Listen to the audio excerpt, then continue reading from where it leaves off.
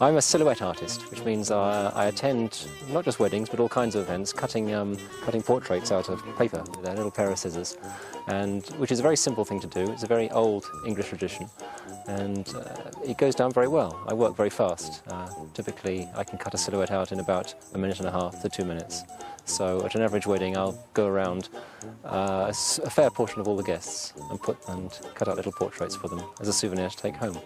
The usual comments are, don't make my nose too big, or don't do the double chin, and those kind of things. But in actual fact I can be quite kind sometimes with those kind of things and yet still retain a likeness. The important thing for me is to get the likeness right, because I want, when I hold a silhouette up, I want everyone to say, oh look, it's him, or it's her, you've got him.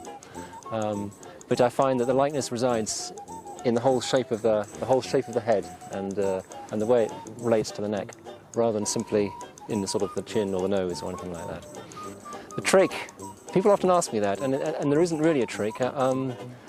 I think all I can say is it's a lot of hard work and a lot of practice. I've always enjoyed drawing from a very early age, and I taught myself to cut silhouettes by adapting my drawing skills. But it took many, many thousands of silhouettes before I could say they would look like the people that I was portraying.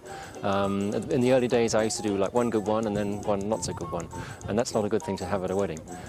But when you get to the stage where 95% of them look like the people, and people will hold them up and they'll say, wow, that's him, you've got her, then that takes a lot of hard work. Yes, there are an awful lot of magicians around, and there's some very good magicians and some less good. So by all means, I think a magician is a good thing to book at a wedding. Make sure you book a good one, because there's nothing worse than a bad magician. Come to think of it, there's nothing worse than a bad silhouettist either.